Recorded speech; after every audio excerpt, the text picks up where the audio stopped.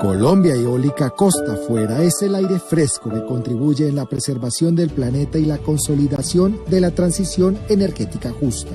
En el Caribe colombiano comienza este sueño de construir un modelo de energías limpias en el que seremos pioneros en Latinoamérica.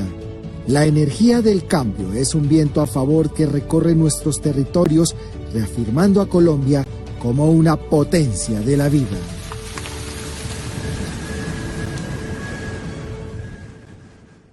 Colombia, potencia de la vida. Bueno, un cordial saludo para todas las personas que nos acompañan en este tercer webinar. En nombre del Ministerio de Minas y Energía, la Agencia Nacional de Hidrocarburos y la Dirección General Marítima, les damos la más cordial bienvenida a este tercer webinar, donde AFRI, con el apoyo de Banco Mundial, presentará el informe de consultoría sobre mecanismos de mercado para la energía eólica costa afuera en Colombia. Desde noviembre de 2023 se inició un estudio contratado por el Banco Mundial en que la consultora AFRI ha explorado e identificado mecanismos de mercado que permitan la integración efectiva de la energía eólica costa afuera al mercado energético colombiano. El objetivo de esta consultoría es proveer de información relevante que sume criterios y perspectivas a los análisis que actualmente realiza Minenergía sobre señales al mercado que facilitan el despliegue de la eólica costa afuera en el país. La visión del consultor representa algunas de las perspectivas de los actores claves para el desarrollo de esta tecnología, por lo que si bien no es el único insumo para los análisis que actualmente adelanta el Ministerio de Minas y Energía, sí es un insumo importante para las consideraciones regulatorias y de política. Este webinar estará dividido en tres partes. En la primera parte tendremos unas palabras del Banco Mundial, de una representante del Banco Mundial y un representante del Gobierno Nacional. En la segunda parte, la empresa consultora AFRI hará su presentación del estudio y en la tercera parte, las personas podrán tener respuestas a todas sus inquietudes. Para ello, los invitamos que escriban las preguntas a través del chat de la reunión durante la presentación de AFRI. Sin más preámbulo, le damos la palabra a la especialista de energía de Banco Mundial en Colombia, la señora Julia Gutiérrez. Bienvenida, Julia. Diana, buenos días para ti, para todos en la sala y para todos los asistentes. Bueno, es un placer hacer la apertura de este webinar sobre mecanismos de mercado. Em, pues desde el Banco Mundial hemos venido apoyando al ministerio en el update de la tecnología de offshore wind durante ya varios años y pues entonces estamos muy contentos de ver el avance significativo que se ha logrado en todas las aristas y especialmente pues en la que nos ocupa el día de hoy, donde como mencionó Diana, presentaremos los resultados de este estudio adelantado por la consultora AFRI. Quiero resaltar que desde el banco creemos que este estudio representa un granito en el proceso pues, de adopción de esta tecnología, no solo porque ayuda al ministerio y a todos los actores clave a entender mejor las particularidades de esta tecnología, que entre otras cosas obligan un poco a repensar los mecanismos regulatorios y de mercado existentes en el país y tal vez analizarlos y revisarlos con un enfoque diferente, un poco fuera de lo convencional. Em, Desde la perspectiva del banco y su trabajo, pues en otras latitudes, apoyando gobiernos en esta misma tecnología, sabemos que este es un punto muy importante, crucial en la adopción de la tecnología en el país. Y Colombia, pues, es un mercado emergente, pionero en Latinoamérica y está realmente recorriendo un camino muy nuevo, ya que tradicionalmente ha sido pues un país consumidor de tecnologías maduras. Así bien que es crucial pensarlo bien, hacerlo bien para poder recoger como los beneficios socioeconómicos, no solo para el sector energético, sino también que hacen como spillover a sectores industriales y laborales del país. Bueno, sin más, quiero agradecer a todos los asistentes y a AFRI nuevamente por la realización de este estudio y por compartir hoy los resultados con la audiencia. Y le doy paso pues, a Juan Carlos para que nos comparta su perspectiva y expectativas de este estudio y de los próximos pasos a seguir en el proceso. Muchas gracias.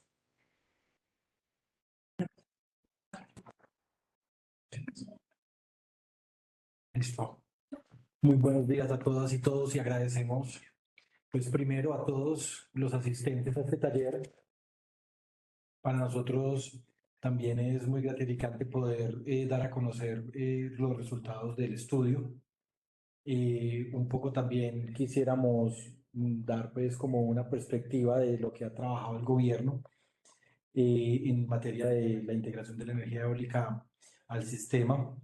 También quisiera agradecer pues a los primero pues a las agencias de gobierno que han venido trabajando, la NH, la DIMAR y el equipo del ministerio en todo el proceso de la ronda eólica. Y bueno, y como venía mencionando, el gobierno ha identificado que para la integración de esta tecnología se requieren un nuevo mecanismo. Con los mecanismos que tenemos hoy, pues eh, sería muy retador poder involucrar estas tecnologías, razón por la cual pues se requieren unos nuevos mecanismos. Estamos trabajando y realizando los análisis cuantitativos para determinar las condiciones que más convengan para el sector colombiano y que más convengan para la adopción de estas tecnologías en el país. Nosotros como ministerio contamos con el apoyo de un equipo técnico de expertos, también jurídicos y técnicos y jurídicos, para diseñar el mecanismo. Nosotros, nuestro compromiso como ministerio es que para antes de finalizar este año, en nuestra agenda regulatoria van a poder encontrar la emisión del proyecto de resolución, un proyecto que va a adoptar el mecanismo para un poco más resumido, es el mecanismo de off-takers, que eso es lo que vamos a tener, un proyecto de resolución antes de finalizar el año para tal fin. Se están adelantando los análisis de armonización de estos nuevos mecanismos con los ya existentes en el mercado energético del país. Van a ver ustedes que esto hay que armonizarlo con un esquema que existe hoy en el mercado colombiano, que es el esquema de cargo por confiabilidad y las respectivas implicaciones que eso tiene a la hora de determinar los precios de bolsa de nuestro mercado. El Ministerio y las instituciones de gobierno abren sus puertas para enriquecer estas discusiones en la medida que vayamos trabajando en sus proyectos. Y bueno, no solamente sobre este proyecto también, sino sobre otros habilitadores que vayan a impulsar estas tecnologías, que son parte de la estrategia de nuestro país. Los invitamos a conformar conjuntamente las mesas de trabajo en los que se aborden los detalles relevantes para la definición y materialización de estos mecanismos. El Ministerio también va a brindar el acompañamiento durante todo el proceso a los inversionistas, no solamente pues en la etapa de habilitación, sino en cada una de las etapas que vienen de nuestra ronda, entre ellos pues, los procesos de solicitud de licencias, permisos, acercamiento a las comunidades. Eso es importante también resaltar, y es el acompañamiento institucional a todos los interesados dentro de este proceso para poder materializar la decisión final de inversión, de construir o no el proyecto de energía eólica. Yo también de manera preliminar pudiera mencionar en ninguno de los mecanismos que el Ministerio ha considerado ha dejado de lado una señal, y es que cualquier mecanismo que escoja el Ministerio y que escojan las agencias para el desarrollo de sus proyectos, absolutamente todos los mecanismos deben garantizar que las empresas que desarrollen sus proyectos reciban su retorno a inversión. Entonces eso es una señal súper importante para tener en cuenta en el desarrollo de estos proyectos.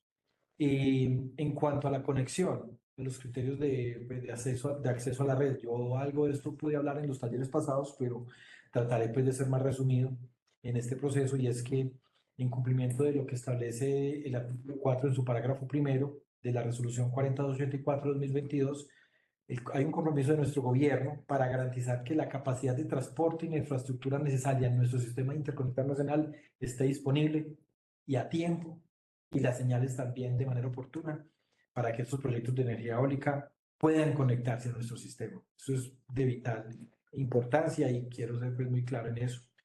Junto con la Unidad de Planeación Mineroenergética, la URME, se están trabajando la armonización de la planeación de la expansión, de la transmisión y la articulación con los tiempos y condiciones particulares de cada proyecto eólica costa afuera. Mediante el análisis de actualización metodológica y modificaciones regulatorias, estamos definiendo un procedimiento claro y que brinde seguridad a todos los proyectos, en particular pues a los proyectos que tengan el permiso de ocupación temporal.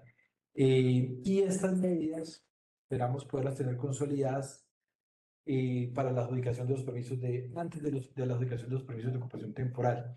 Yo mencionaba en los talleres pasados que la señal está un poco orientada a tener señales específicas de la expansión y puntos de conexión a más tardar 18 meses a 2 años después de la asignación de los permisos. Entonces, pues, importante también tener eso en cuenta. Nosotros contamos con cooperación internacional, pues ven ustedes este resultado de estos estudios han sido parte, el apoyo, el gran apoyo que nos ha venido brindando las agencias cooperantes, también el equipo del ministerio en la parte técnica y las medidas que nosotros adoptemos, pues buscamos que garanticen la disponibilidad oportuna de un punto de conexión, en el caso, pues para los puntos de conexión, en el caso de off-takers, los mecanismos de comercialización de la energía, y a la vez que se establezca un mecanismo de inversión eficiente en infraestructura de transporte para el caso del acceso a la red. Desde el Ministerio y desde la Unidad de Planeación se encuentran abiertas las puertas, nuevamente reitero, eso es súper importante. Nosotros abrimos las puertas para realizar las mesas de diálogo y fortalecer el trabajo conjunto y fortalecer ese trabajo con el que hemos venido desarrollando para tener una ronda de asignación de permisos de ocupación temporal de manera exitosa y que también se pueda concretar la expansión de la red y que se puedan concretar los mecanismos de comercialización de energía. Pues sin más preámbulo, entonces termino aquí mi intervención y le doy paso a la firma consultora para que nos puedan presentar sus resultados del estudio. Muchísimas gracias. Muchas gracias, doctor Bedoya. Agradecemos, por favor, nos ayuden a compartir la presentación de la firma consultora AFRI. De esta manera le damos la palabra al señor Álvaro Pérez. Señor Álvaro, bienvenido. Bueno, muchas gracias. En primer lugar, dar también las gracias tanto al Ministerio como al Banco Mundial por toda la colaboración en este proyecto. Como bien han mencionado, desde IFRI llevamos durante los últimos meses trabajando en un estudio para analizar los potenciales mecanismos de comercialización de la energía eólica costa afuera en Colombia. Y en este caso queremos pues, hacer una breve presentación sobre en qué ha consistido tanto ese estudio como las conclusiones que hemos tenido, ¿no? Es importante, aunque ya se ha mencionado, ¿no?, decir que en este punto Colombia ha establecido una serie de políticas para el desarrollo de las energías renovables no convencionales. Prueba de ello fueron las subastas del año 19 y 21, donde principalmente se adjudicaron tecnología eólica en tierra y solar fotovoltaica. Y siguiendo en esa línea, en el año 2022, se publicó la hoja de ruta de la energía eólica costa afuera. En ese sentido y en ese contexto se encuadra este estudio donde se va un paso más allá y se intenta abordar esos retos, principalmente de aspecto financiero, a los que se enfrenta esta tecnología cuando se produce el despliegue en determinados mercados. A la hora de abordar el proyecto, nosotros lo dividimos en 3 etapas, en 3 tareas fundamentales. En primer lugar, realizamos una revisión internacional de aquellos mercados que contaban con experiencia en eólica costa afuera y qué mecanismos habían implementado para ese despliegue, con el fin de poder identificar potenciales lecciones aprendidas que fueran aplicables al contexto colombiano. La segunda etapa consistía precisamente en revisar ese contexto colombiano desde un punto de vista regulatorio, de mecanismos que se hayan implementado, que se estén implementando para el despliegue de tecnologías de generación de energía eléctrica y, dentro de eso, ver ese encuadre entre la experiencia internacional y el contexto nacional para pasar a una tercera fase donde se define ese mecanismo de comercialización que creemos que puede habilitar el despliegue óptimo, eficiente y eficaz de esta tecnología en Colombia. Si entramos ya en el detalle del estudio, como digo, en una primera tarea, en una primera etapa, se buscó identificar cuáles eran aquellos países o mercados que podían servir de referencia para analizar potenciales lecciones aprendidas que pudiesen ser aplicadas en Colombia. De todos los países, de las experiencias que había a nivel internacional, se decidió elegir los 4 que se están mostrando en pantalla: el Reino Unido, los Países Bajos, Taiwán y Japón. Si hacemos una revisión muy rápida, en el caso de Reino Unido, se trata de un mercado de tamaño medio dentro del contexto europeo, con una demanda de en torno a los 270 teravatios hora, pero con unas peculiaridades, ¿no? Por un lado, su condición geográfica de isla, que además limita el despliegue de la energía eólica en tierra y que eso le hizo virar hacia la energía eólica costa afuera. Contar que este mercado, si bien no cuenta con un mecanismo específico para energía eólica costa afuera, sí tiene un mecanismo de soporte para las energías renovables, que es el de los contratos por diferencias y que ahora contaremos en un poco más de detalle. Por otro lado, los Países Bajos es un mercado igualmente de tamaño medio, pero que por el tamaño geográfico del país igual ve la energía eólica costa afuera, marina, como un pilar fundamental para el desarrollo de su sector energético. Prueba de ello es que en el año 2022 contaban ya con 3,2 gigavatios de capacidad instalada de esta tecnología.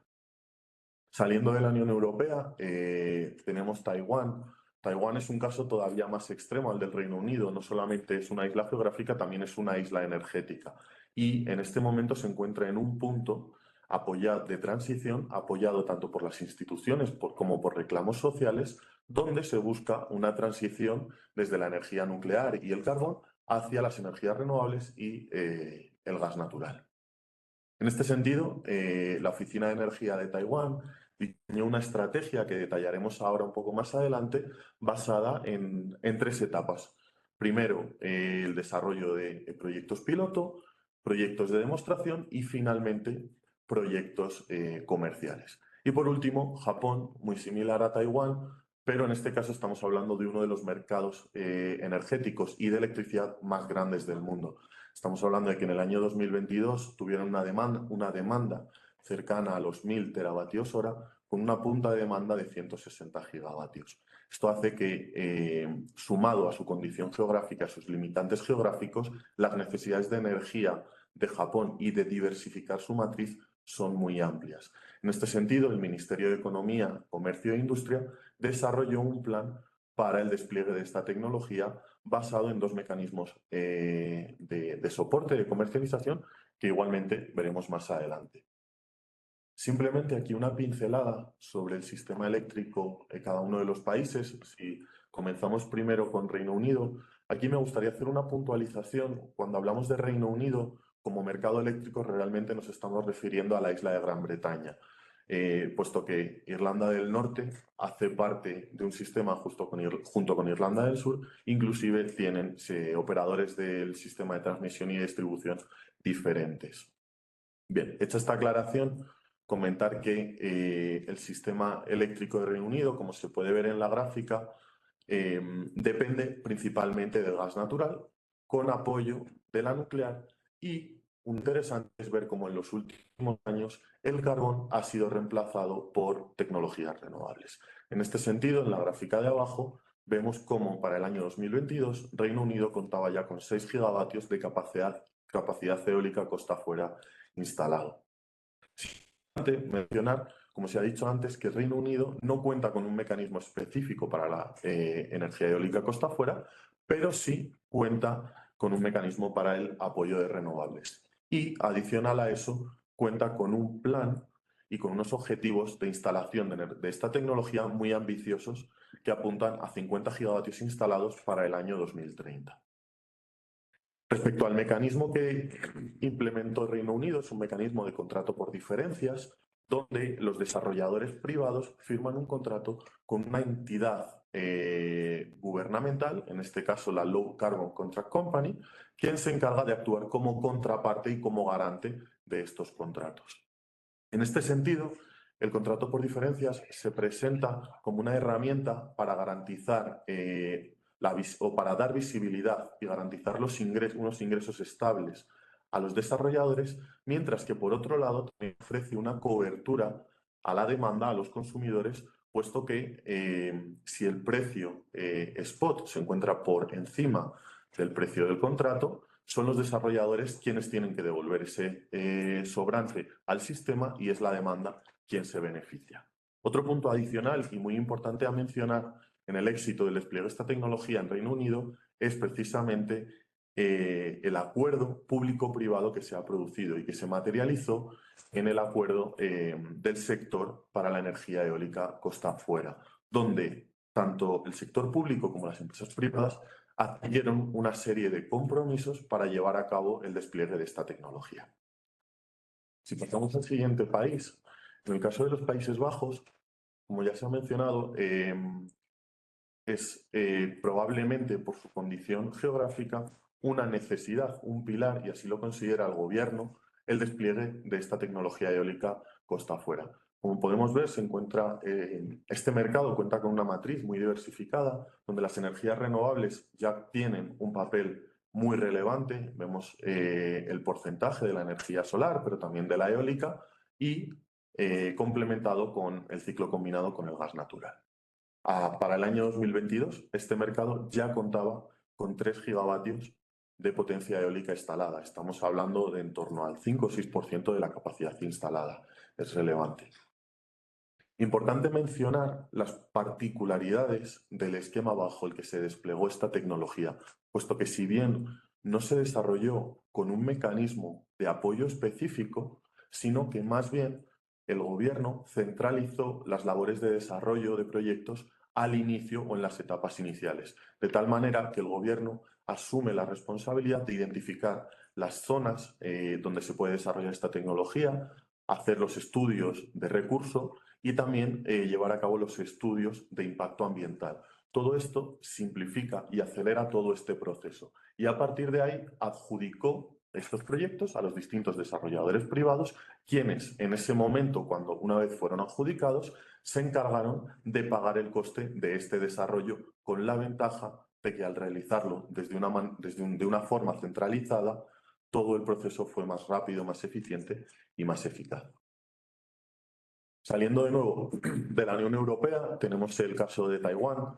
Aquí es muy relevante ver cómo hace 6, 7 años la matriz dependía casi exclusivamente del carbón, de la energía nuclear y del gas natural.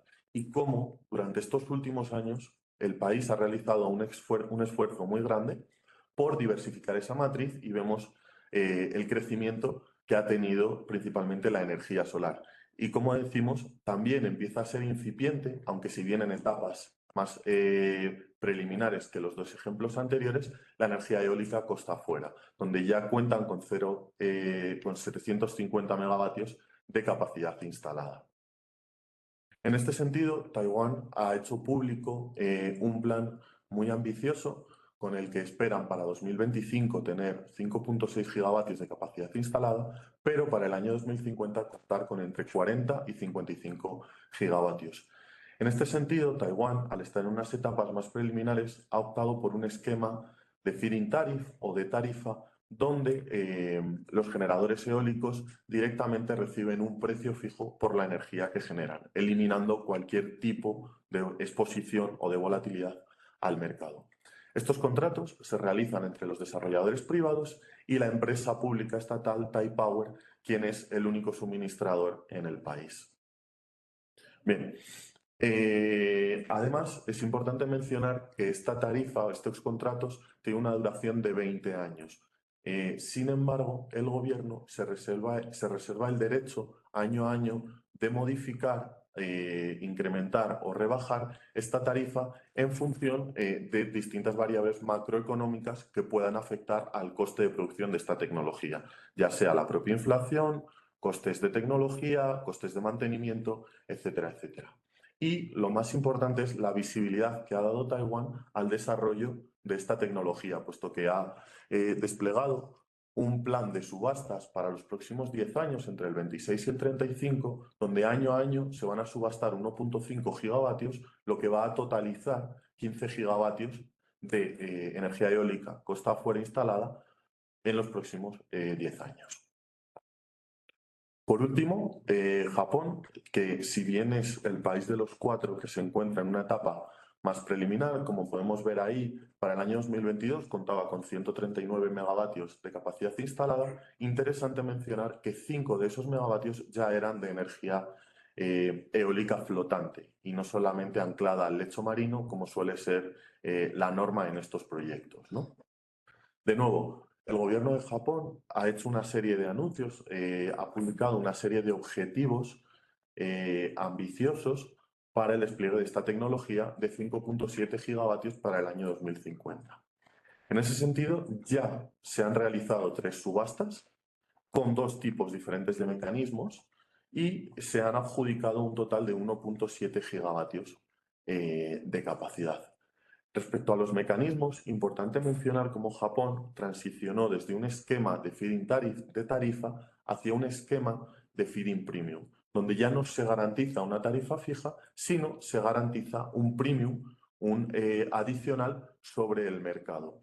Esto tiene la ventaja de que una vez que las tecnologías empieza a ser madura, se permite cierta exposición al mercado spot a los desarrolladores para para que optimicen, mejor dicho, sus costes y la operatividad de estos parques. También es importante mencionar que esta tarifa, este feed-in premium, se adapta año a año para reflejar la volatilidad del mercado y limitar esa exposición en cierta medida a los desarrolladores.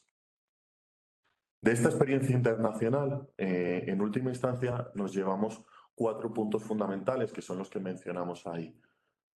En primer lugar, que todos los mercados, en mayor o menor medida, implementaron un mecanismo de apoyo para el despliegue de estas tecnologías, especialmente de la energía eólica costa afuera, que se encuentra todavía en unas etapas más preliminares y que es necesaria para llevar a cabo todo ese desarrollo tecnológico y que sea competitiva en mercado, como se ha demostrado en estos mercados, que ha sido competitiva posteriormente. En segundo lugar, internacionalmente, estos mecanismos se han desarrollado o tienen la particularidad de tener un plazo largo de apoyo. Esto al final lo que hace es eliminar incertidumbres respecto a los ingresos para los primeros desarrolladores y darles visibilidad sobre los ingresos que va a tener la planta en ese largo plazo durante toda la vida útil del proyecto.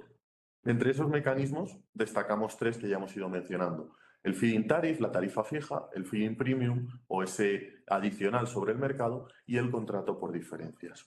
Cualquiera de estos 3 mecanismos se ha demostrado eficaz en estos mercados a la hora de permitir el despliegue de la tecnología eólica costa afuera. Sin embargo, los 3 presentan una desventaja que debe ser tenida en cuenta, sobre todo dentro del contexto colombiano, como explicaremos más adelante, y es la de la neutralidad tecnológica. Al menos en las primeras fases de despliegue de esta tecnología, estos mecanismos no han sido neutrales tecnológicamente hablando, precisamente para favorecer ese despliegue inicial de esta tecnología. Y el otro punto muy importante y muy relevante y de nuevo aplicable al contexto colombiano es que todos estos mecanismos en mayor o menor medida tenían en cuenta y facilitaban o implicaban políticas que facilitaban el acceso y conexión y el licenciamiento de los proyectos. Estos proyectos tenemos que tener en cuenta que llevan asociados unas complejidades ambientales extras por estar situados donde están, llevan unas complejidades de conexión asociadas adicionales que el hecho de que el propio mecanismo lo tenga en cuenta y lo apoye ha facilitado el despliegue de esta tecnología. Bien, si entramos en la siguiente etapa, que es el contexto colombiano, voy a dar paso a mi compañera Zaira González para que les cuente el estudio que realizamos. Gracias, Álvaro. Bien, pasando entonces ya al contexto colombiano, el objetivo de esta parte del estudio era identificar las principales barreras y los principales retos que tiene el desarrollo de la eólica costa afuera en el país y además ver cuál es la perspectiva de entidades y de agentes de este sector sobre las necesidades que tiene esta tecnología para efectivamente lograr su desarrollo. Inicialmente, un poco de contexto. La matriz energética colombiana está dominada en gran parte por el recurso hidro, que ha aportado la mayor parte de la generación históricamente y nada más en 2023 casi el 80% de la generación fue hidroeléctrica y el restante es cubierto en mayor o menor medida por carbón y gas, que a medida que hemos avanzado en temas de descarbonización, pues el gas entra cada vez con una mayor proporción. Las renovables en la participación de la matriz hasta 2023 tenían valores todavía muy incipientes. Sin embargo, para el corto plazo, y pues ya se ha visto un aumento aún mayor de las renovables con los incentivos que se han dado, que desde 2014 se dieron incentivos tributarios, pero que recientemente se ha venido incentivando aún más las tecnologías solar y eólica costa adentro principalmente, pero pues también otras tecnologías renovables no convencionales. Y entonces, pues esperamos ya en el corto plazo que todos esos proyectos que están con puntos de conexión y con compromisos con el sistema entren a aportar al sistema. Es relevante mencionar por un contexto que en el contexto colombiano el mercado de energía es un mercado que se transa entre generadores y comercializadores y la regulación pues regula cómo son estos comportamientos, pero estos son unos mercados en competencia. Y es importante también resaltar que los comercializadores cubren su demanda, ya sea actualmente, ya sea a través de contratos PPAs firmados de acuerdo con la regulación y con los diferentes mecanismos de negociación existentes, y también con compras en el mercado de bolsa. En cuanto a la eólica costa afuera, pues ha venido desarrollándose recientemente ese marco regulatorio para que esta tecnología pueda entrar, dado el alto potencial que se ha identificado que tiene el país. No existe en este momento una meta en un instrumento de política, digamos que sea oficial, pero sí es muy importante que diferentes elementos de planeación han considerado posibles escenarios de cuál puede ser a futuro el rol de la eólica costa afuera en el país. Inicialmente tenemos la hoja de ruta que plantea un escenario bajo y un escenario alto de posible incorporación de esta tecnología, que el escenario bajo llega a 1.5 gigas en 2050 y el escenario alto a 9 gigas. Con base en esto, el Plan Energético Nacional de la UCME lo tomó como insumo para también incluir esto en sus escenarios de diferentes escenarios de descarbonización y diferentes ambiciones de carbono neutralidad del país. El escenario de transición energética de la UCME es aún más ambicioso que el escenario alto de la hoja de ruta y considera entre 10 y 18 gigas a 2052.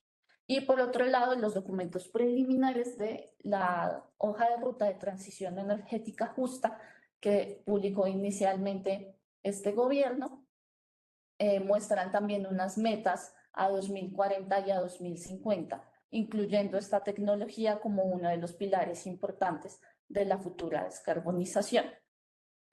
Con base en esto, pues precisamente el Ministerio junto con la DIMAR y la NH han venido avanzando en ese proceso de reglamentación y como parte de esta consultoría entonces hicimos un análisis de cuáles son los principales puntos que ven los agentes y los principales retos que se identifican para ese despliegue y para lograr esas metas que se ven en los documentos de planeación. Hay algunos que son compartidos con las renovables en tierra y que son puntos en donde coinciden estas tecnologías. Entonces, por un lado, pues se resalta esa necesidad de una claridad del mecanismo de comercialización por el que esta energía pueda venderse y pueda recuperar precisamente sus costos, teniendo en cuenta que tiene unas particularidades de que sus tiempos de desarrollo suelen ser más largos que los de las otras tecnologías renovables y teniendo en cuenta también que sus costos suelen ser más altos que los de las otras tecnologías renovables en tierra que estamos implementando en el país. Por otro lado, otro punto importante y que también es una lección aprendida del despliegue renovable que se ha venido dando en el país es que para el desarrollo de los proyectos es necesario tener una claridad sobre el proceso de licenciamiento ambiental y social que pues ha traído algunos retrasos en los proyectos en tierra y que teniendo en cuenta que la eólica costa afuera es una tecnología nueva en el país y que es una tecnología que va a estar ubicada en medio del mar, es previsible que estos procesos de licenciamiento se complejicen, que quizá puedan haber retrasos y entonces es importante tener esto en cuenta desde el principio para darle a esos proyectos una flexibilidad, que es también otra de las lecciones aprendidas, y es que cuando hay causas de retraso que quizá no son totalmente atribuibles al desarrollador, pues es importante que haya una flexibilidad y que el país esté preparado para ese tipo de cosas. Y por otro lado, la otra lección aprendida, que es un punto muy importante para la eólica costa afuera, es la conexión a la red, ese acceso a los puntos de conexión y que cómo garantizamos que la expansión necesaria para conectar estos proyectos, que además se espera que sean de un tamaño de gran envergadura, pueda estar a tiempo y los proyectos puedan entregar su energía a la red.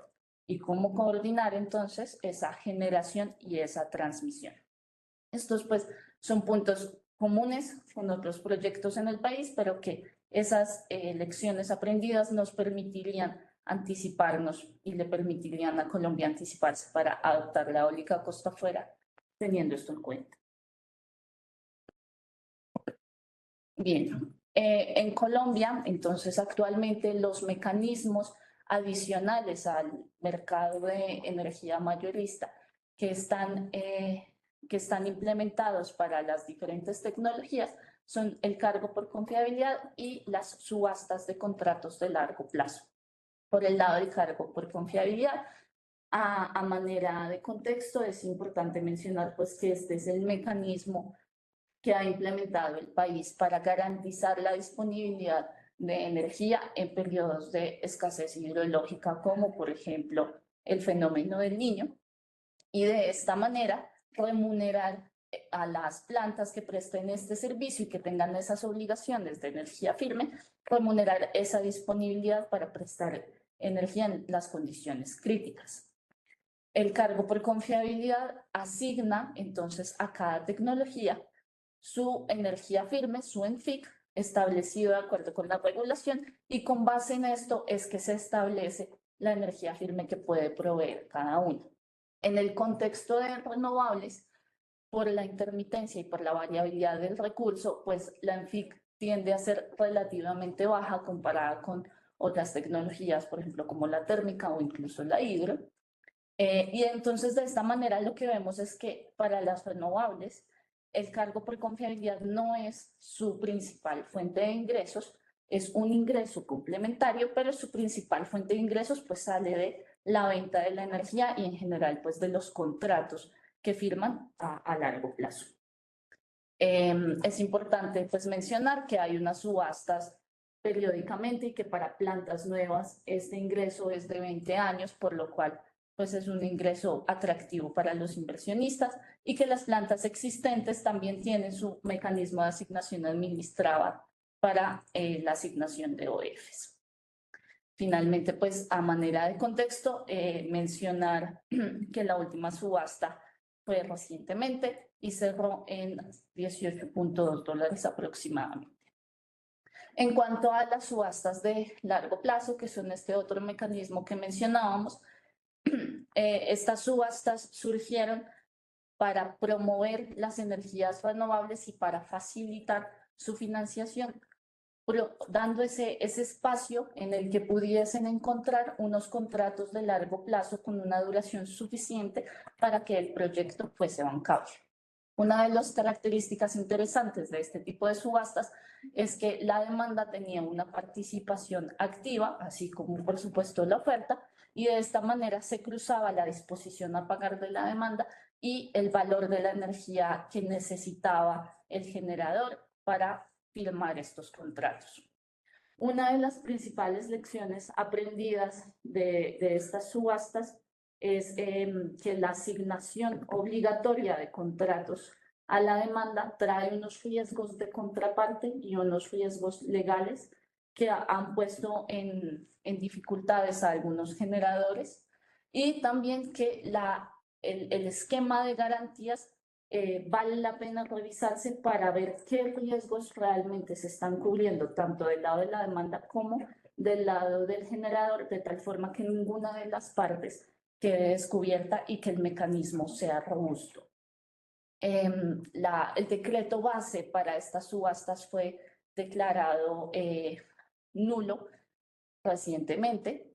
Sin embargo, pues las perspectivas es que en caso de que se quisiese hacer una nueva subasta como estas, pues se podría hacer un nuevo marco legal y regulatorio.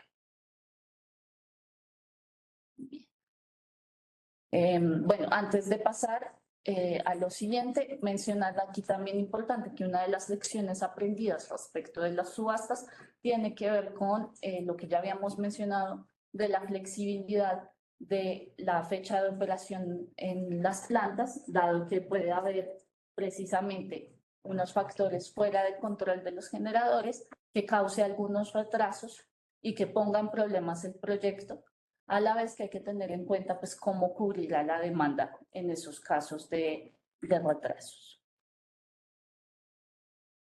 Teniendo en cuenta entonces las lecciones aprendidas de los casos internacionales que revisamos y además el caso colombiano y las lecciones aprendidas para Colombia, ya podemos analizar entonces cuáles son esos mecanismos que podemos revisar para el caso colombiano. En el caso del cargo por confiabilidad, como ya lo mencionábamos, se tiene la ventaja de que todas las tecnologías tienen una ENFIC calculada de acuerdo con los esquemas regulatorios y todas compiten en el mismo esquema, entonces es un mecanismo neutralmente tecnológico. Además, de acuerdo con las últimas regulaciones expedidas por la CREC, ya hay una forma en la que la eólica costa afuera puede participar y hay un protocolo para calcularle la ENFIC a esta tecnología. Y además, pues tiene ventaja que ese ingreso que da a las plantas nuevas durante 20 años, pues ayuda y es un insumo importante para los proyectos, aunque pues para la eólica costa afuera, como es una energía intermitente y variable, pues su ENFIC tenderá a ser relativamente baja y por tanto su ingreso de cargo por confiabilidad pues no va a ser suficiente para que esta tecnología sea bancable. En el caso de las subastas de largo plazo, lo que vemos es que probablemente se requeriría establecer nuevamente el marco legal y que una vez eso se implemente, pues podrían hacerse nuevamente las subastas. Otra ventaja es que pues este mecanismo ya se ha implementado enfocado en ciertas tecnologías, únicamente en ciertas tecnologías renovables, entonces a la luz de este principio, pues la eólica costa afuera podría participar y tenemos también como una ventaja importante que tiene esa participación activa de la demanda.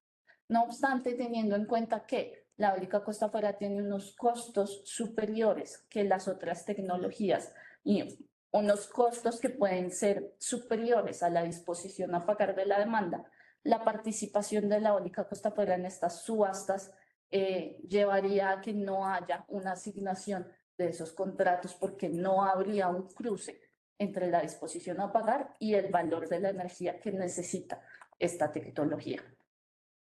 Por lo tanto, pues este mecanismo no sería efectivo para que la eólica costa afuera pudiese entrar al país.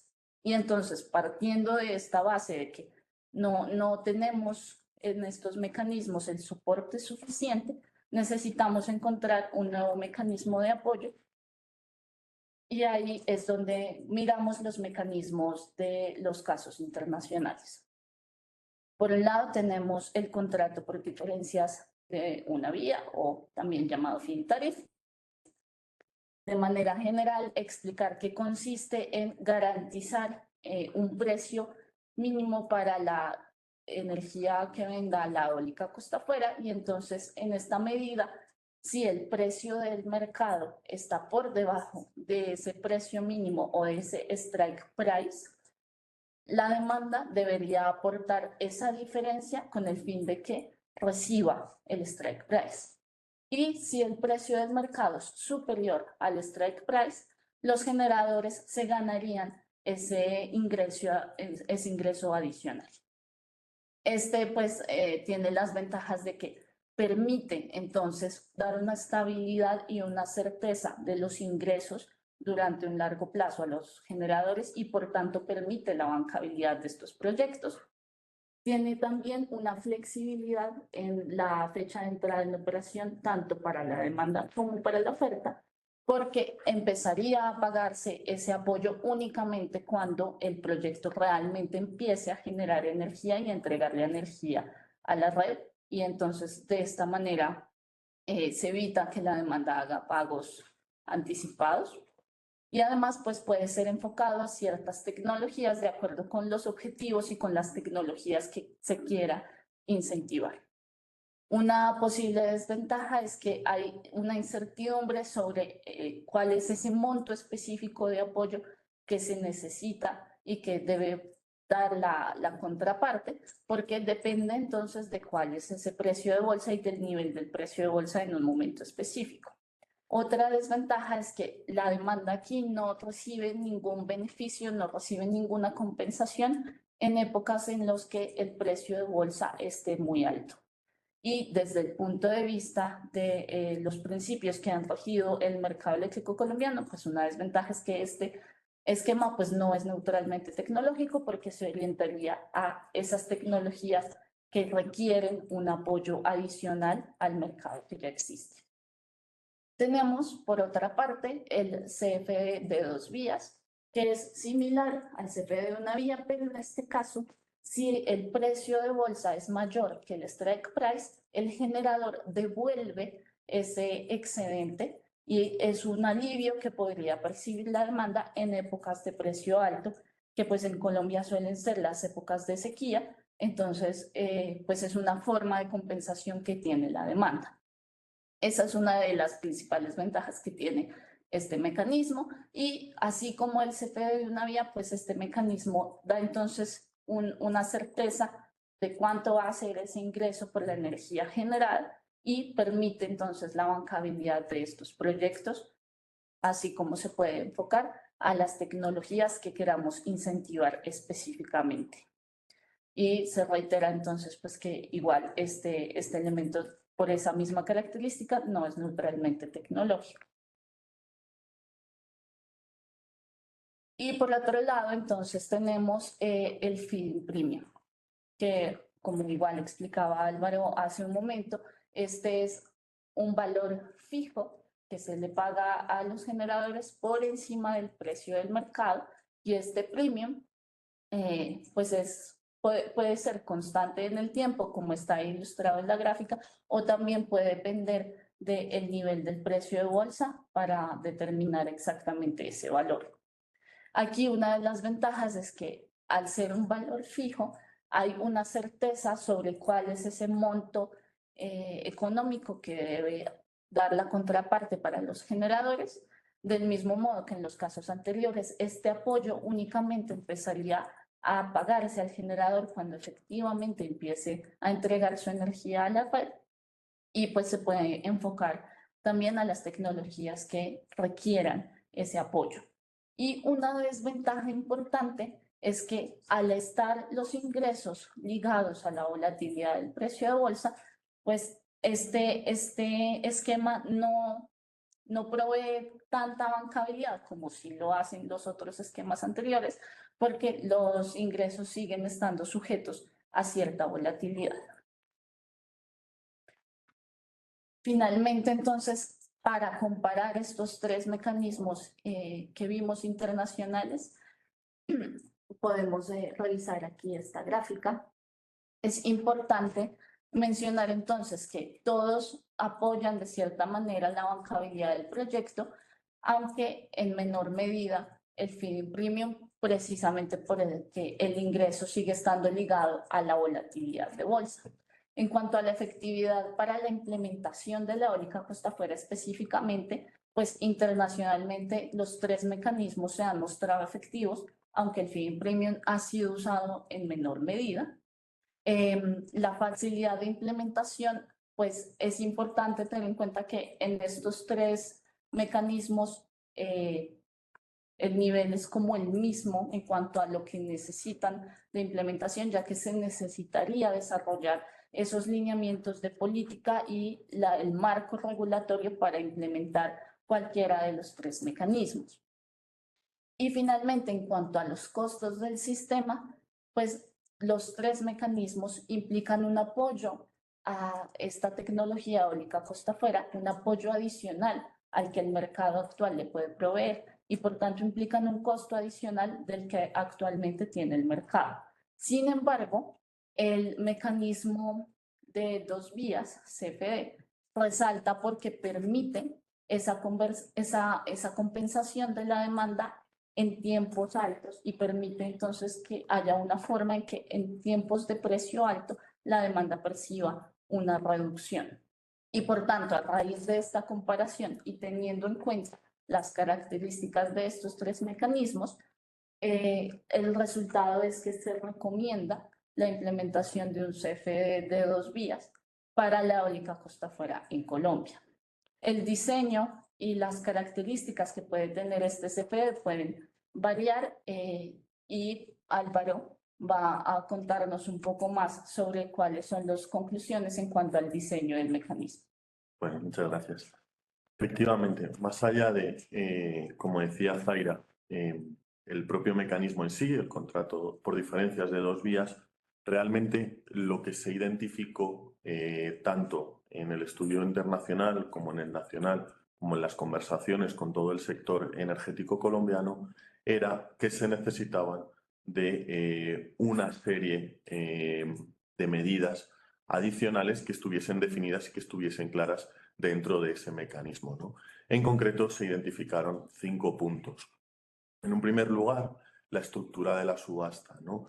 Sí que se hacía necesario definir muy bien la estructura de la subasta para conseguir de una manera efectiva y eficiente la asignación de estos contratos dentro para cada uno de los desarrolladores. En este sentido, se evaluaron 2 potenciales opciones, lo que denominamos un pay as bid, donde se remunera al desarrollador lo que pide por su proyecto dentro de un proceso competitivo y que de esta manera se reconoce todo ese coste del proyecto y se reconoce todo ese missing money que pueda tener ese proyecto.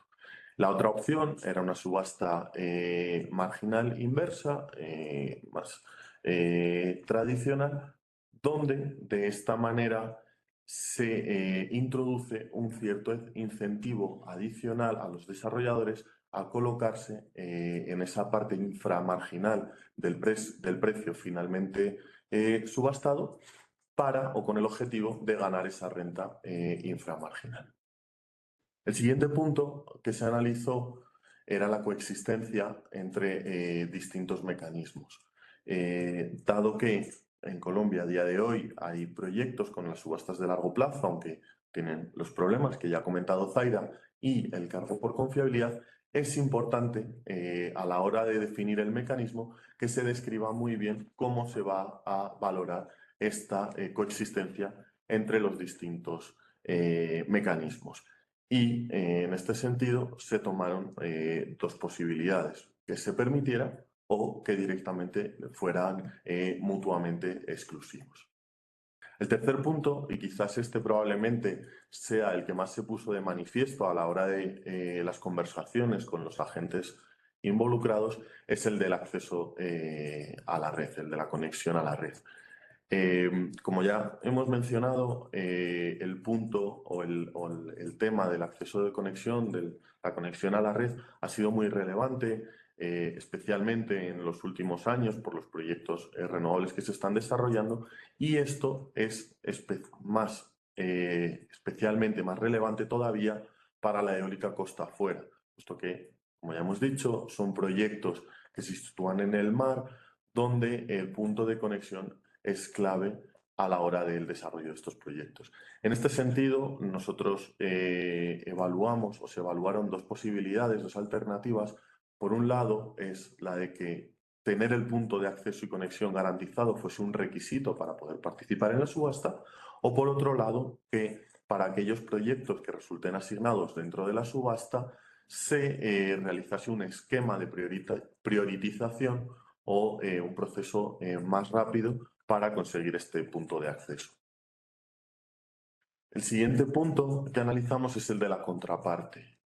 Al final, este punto es muy relevante. Estamos hablando de que la contraparte es el garante de que se cumpla ese contrato, es el garante de los ingresos que vaya a recibir el desarrollador. En este sentido, se propusieron dos alternativas inicialmente. Una, similar a lo que ocurre en Reino Unido, donde una entidad gubernamental pudiera actuar como contraparte, y otra, permitir una libre competencia de los agentes donde demanda y generación se encontrasen en un punto. Respecto a la primera opción, representaba una serie de retos a nivel legal e institucional dentro del contexto colombiano. Y dentro de la segunda opción, hay realmente un riesgo de que demanda y generación no se encuentren, al menos en las primeras etapas para los primeros parques, y que por lo tanto pueda no haber una suficiente participación que garantice la competitividad de los proyectos. Por lo tanto, se propuso una tercera opción que ya existe, que es muy similar a lo que ocurre en el cargo por confiabilidad y que aplica los mismos términos, donde la contraparte sea el propio sistema eléctrico, de tal manera que se ofrece esa garantía a los desarrolladores.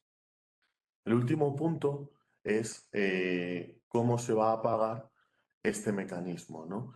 En los casos internacionales que hemos analizado, en la mayoría el coste se transfiere a la demanda a través de las tarifas, y algo similar se podría aplicar en el caso de Colombia.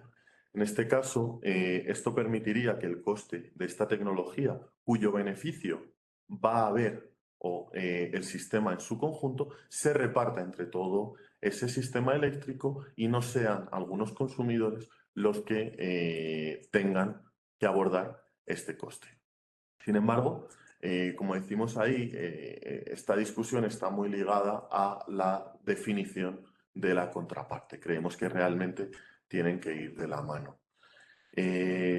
Como resumen y un poco a nivel de las recomendaciones que realizamos, es en el caso de la estructura de la subasta, quizás un approach interesante es para los primeros proyectos, para garantizar quizás una cierta visibilidad de ingresos a los primeros proyectos, es realizarlo en base a una asignación directa, en base a criterios técnico-económicos, de tal manera que en el largo plazo se pueda pasar a un mecanismo competitivo de subastas.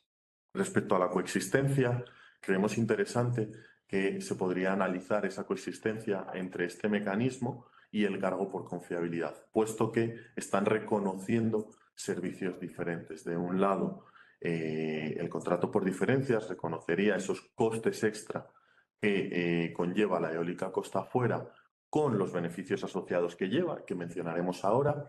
Y de otro lado tendríamos el cargo por confiabilidad, que reconoce esa energía firme que esta tecnología puede aportar, aportando esa diversificación de la matriz y esa resiliencia al sistema eléctrico colombiano. Respecto a las subastas de largo plazo, sí que vemos claramente que son mutuamente exclusivas y no deberían de ser complementarias. Por último, el siguiente punto, el del acceso a conexión, aquí basado en la experiencia internacional y en el reto que realmente supone este proceso de licenciamiento, sí que vemos que en cierta medida este mecanismo debería de incorporar de alguna manera este asesoramiento en el proceso de acceso y conexión.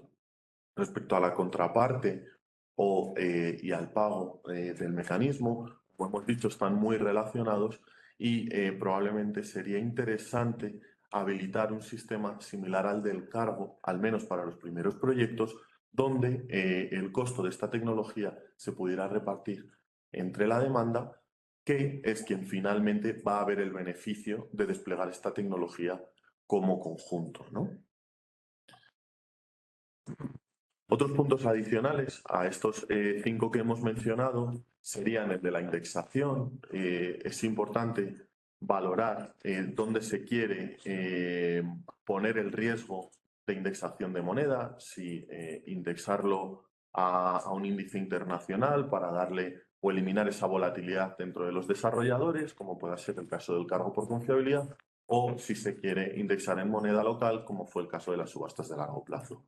Respecto a la referencia de precio, es importante mencionar un punto dentro del contexto colombiano, y es que la referencia actual, el precio de bolsa, incluye otros conceptos adicionales a lo que puede ser el coste variable de las tecnologías, como puede ser el CERE y otros conceptos. Por lo tanto, es interesante y es muy importante definir muy bien cuál va a ser la referencia de precio y tener en cuenta estas particularidades para no introducir volatilidad adicional a la hora de la liquidación de este mecanismo de contrato por diferencias. Otro punto importante, el del permitting, es realmente que haya una colaboración, como hemos visto en el caso del Reino Unido, público-privada, entre gobierno e instituciones para, desde las primeras etapas de desarrollo, poder coordinar esos estudios ambientales y de conexión. Finalmente, el precio al que se va a alocar estos contratos. Es importante que si en las primeras etapas se realiza mediante análisis técnico-económicos, se tenga muy definido el potencial rango del COI o costo nivelado de esta tecnología para asignar de manera eficiente este precio. En etapas posteriores, donde se realice mediante mecanismos de subasta, será el propio mercado quien revele cuál es este precio. Por último, mencionar que dentro del estudio se llevó a cabo un análisis de alto nivel donde se cuantificaba numéricamente los beneficios y los costes que podía tener esta tecnología. Si bien es cierto que este análisis, que fue de alto nivel, debería ser complementado con un análisis costo-beneficio donde se analizase el impacto global de esta tecnología más allá del sector eléctrico, en el sector energético y a nivel país en la propia economía. No obstante, sí que queremos resaltar entre los beneficios que aporta esta tecnología, evidentemente, es la descarbonización del sistema eléctrico, aportando energía limpia, pero también la diversificación de la matriz. Y esto va muy de la mano con la complementariedad con la hidrología. Estamos hablando que esta tecnología, que tiene unos factores de carga superiores a otras tecnologías renovables, como la eólica en tierra o la solar, puede complementarse con la energía hidráulica, aportar una energía de base y, por lo tanto, servir de alivio para el sistema eléctrico, especialmente en épocas de tensión como en la época del Niño, ¿no? Otro punto importante para esta tecnología, como decimos de nuevo, por su alto factor de planta, es que se puede utilizar para el desarrollo de otras industrias verdes o renovables, como puede ser el caso del hidrógeno verde. Y esto iría de la mano con el desarrollo de infraestructuras que pueden ayudar o que pueden servir no solamente para el sector energético, sino a nivel país, como puede ser el desarrollo de puertos que necesitan ser adaptados para la recepción de esta tecnología y que evidentemente es un desarrollo que puede ser aprovechado para otros sectores económicos del país. También es importante tener en cuenta que esta tecnología lleva asociado unos costos. Entre ellos, evidentemente, el impacto ambiental que pueda representar al estar situado en ecosistemas marinos, la posible coordinación con otras actividades y con comunidades que pueda haber en el medio marino y finalmente, y quizás el más visible, ¿no?, que es el propio costo económico de esta tecnología que, como probablemente todos sabemos, es mayor al de la solar o el de la eólica en tierra, al menos en esas primeras etapas de desarrollo. Si bien luego, como se ha demostrado en algunos mercados, como el del Reino Unido, pueda llegar a ser competitivo frente a otras tecnologías. Con todo esto en mente y con todo este estudio en mente, desde IFRI también desarrollamos una especie de hoja de ruta para la implementación de este mecanismo que voy a dejar que Zaira continúe. Gracias. Bien, antes de hablar de la hoja de ruta sugerida, me gustaría mencionar que pues, todo esto se encuentra con mayor detalle en el informe, que seguramente lo podrán consultar para que todo esto quede más claro. Es importante entonces ya para la implementación de este mecanismo de apoyo tener en cuenta pues que hay un proceso de asignación de áreas marítimas que en este momento está en curso y que con base en lo que nos expresaron los diferentes agentes interesados, es muy importante para esta participación una señal de qué pueden esperar sobre el mecanismo de comercialización.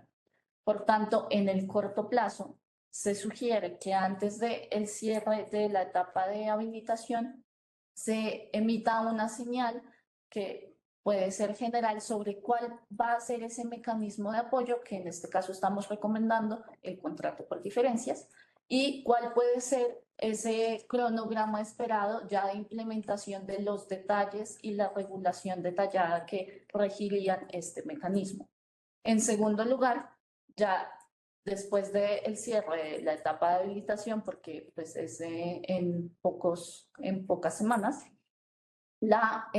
ahora sí emitir la política pública con esos lineamientos con los lineamientos para poder implementar este mecanismo de CFD. Esos lineamientos que deberían incluir, pues, lo que Álvaro ya ha mencionado, a quién va dirigido, porque pues todo este estudio lo hemos desarrollado para la eólica costa afuera, pero puede haber otras tecnologías con unos beneficios interesantes en descarbonización y en diversificación de la matriz que por sus costos requieran apoyo. Entonces, ahí en los lineamientos de política pública podría definirse si o bajo qué criterios este mecanismo podría aplicar a tecnologías adicionales a la eólica costa afuera. Se requiere definir también cuál sería esa contraparte con el fin de que los agentes sepan qué riesgo de contraparte estarían asumiendo. Por otro lado, pues, cuál sería ese precio de referencia para el cálculo del CFD, cuál va a ser ese mecanismo de asignación, y en ese punto se sugiere que en estos lineamientos haya flexibilidad para que cada vez que se realice una asignación de CFD haya un espacio en el que el gobierno pueda decidir cómo sería ese mecanismo de asignación y algunas de las características que respondan a cómo está la situación en ese momento del tiempo en el que se vaya a hacer la asignación. Y esto permitiría también que, como decíamos en los primeros proyectos, pueda hacer una asignación más directa y después con más competencia se pueda generar entonces un esquema competitivo. Además de, por supuesto, incluir la duración del mecanismo de apoyo y quién sería la entidad encargada de asignar este mecanismo. Ahí vale la pena resaltar que si en el futuro la asignación del CFD se unifica con la asignación de permisos de ocupación temporal sobre áreas marítimas, pues podría ser la misma entidad y todo podría hacerse en el mismo proceso con la oferta del strike price como uno de los mecanismos y de los criterios de evaluación para la asignación de áreas marítimas. Y se sugiere que todos estos lineamientos estén claros antes de que termine la primera asignación de áreas marítimas, que en este momento está en curso, incluyendo pues los lineamientos para específicamente la primera asignación de CFD que se produzca.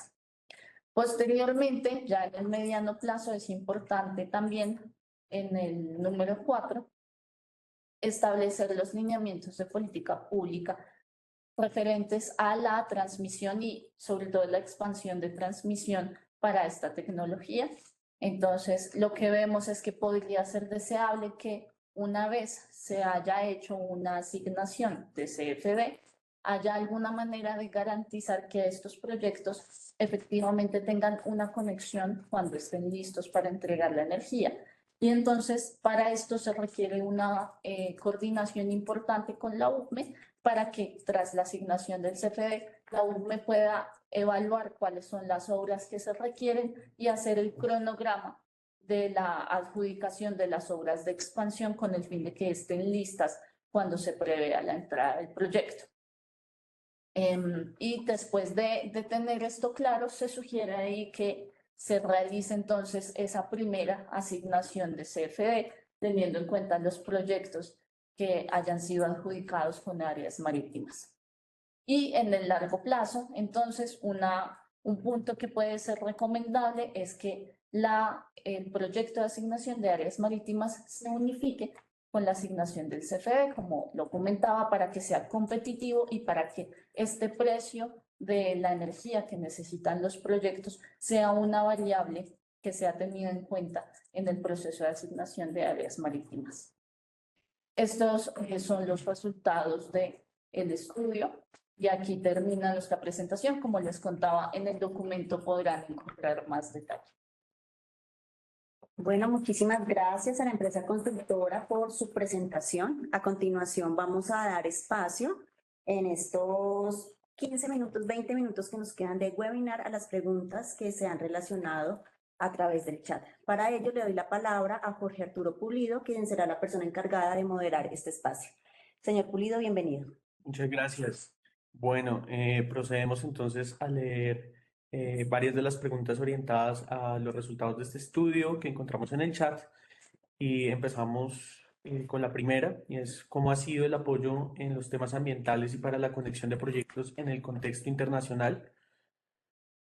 Bueno, pues lo que vemos en los casos internacionales, sobre todo en Europa, que es donde hemos visto un despliegue mayor de la eólica costa afuera, es que desde el gobierno, de una manera centralizada, se adelantan estudios del nivel ambiental y del nivel de transmisión.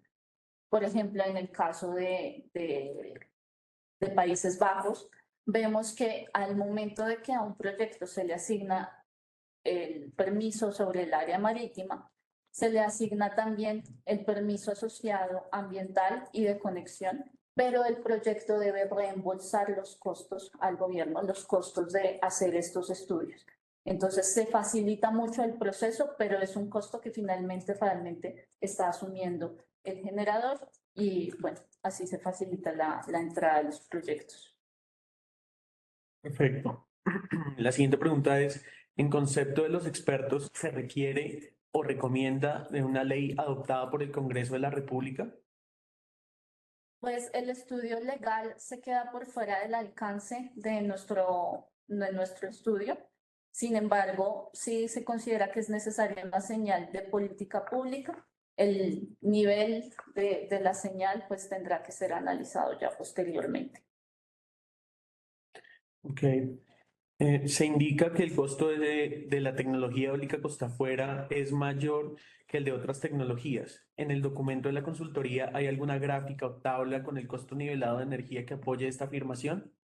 Sí, en el documento podrán encontrar los supuestos que están hechos bajo el conocimiento de mercado y nuestras propias proyecciones de costos de tecnología. Ahí hay algunos números y algunas sensibilidades del LCOE dependiendo de diferentes factores, tanto si es fija como flotante, por ejemplo. Ahí lo pueden encontrar. Sí.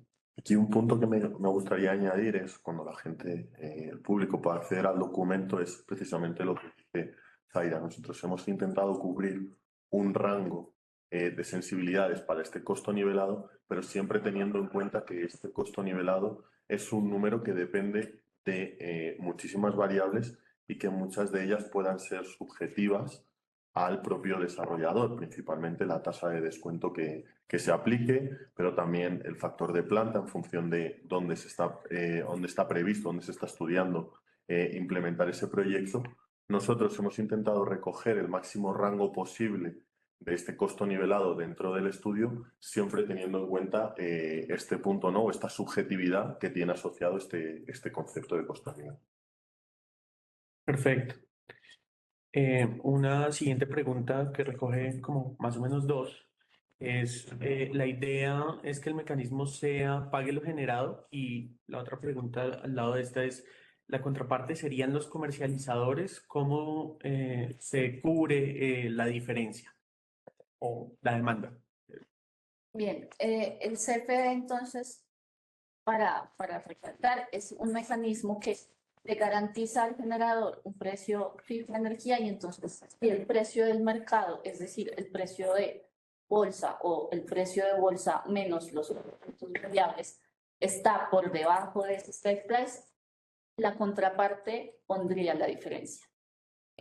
Lo que sugerimos es que sea un esquema similar al del cargo por confiabilidad, en el que la demanda nacional es que cubre el costo y en el que la contraparte es todo el sistema eléctrico como tal. Y la primera parte de la pregunta se me olvidó, perdón. Pague lo generado, sí, son Sí, mecanismos. perdón. Lo que vemos en los casos internacionales es que el volumen de energía con el que se liquida es la energía real que entrega el parque. Ok. Para el consultor creo que, pues quizás aquí hay una...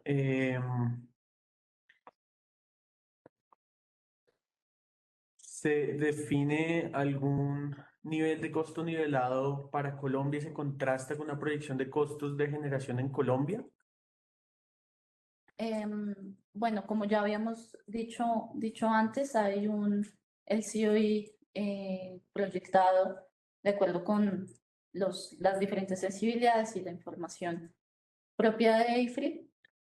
En el entregable número 2 se contrasta con los LCOEs que hemos visto en otros lugares del mundo para tenerlo en cuenta. Sí, aquí también mencionar que no solo hemos tenido en cuenta esa proyección del costo nivelado, cómo puede evolucionar la tecnología en Colombia, también frente al impacto que puede representar en los precios de bolsa. Todo eso está analizado dentro del estudio. Perfecto. Vamos con una última y es, ¿se deberían realizar rondas de CFDs tras cada ronda de asignación de áreas? ¿Cómo funcionaría en tiempos a futuro? Pues para la primera adjudicación, sí se sugiere que tras la adjudicación de esta primera ronda de asignación de áreas haya algún tiempo después la asignación del CFD correspondiente, pero a futuro dependerá de si se integran estos dos procesos en uno solo y si de pronto el CFD se vuelve también un criterio de evaluación sobre a quién se le asignan las áreas. Pues esto definitivamente hay que estudiar cómo serían esos tiempos. Ok, perfecto. Creo que esas son las preguntas. No sé si hay alguna aclaración adicional.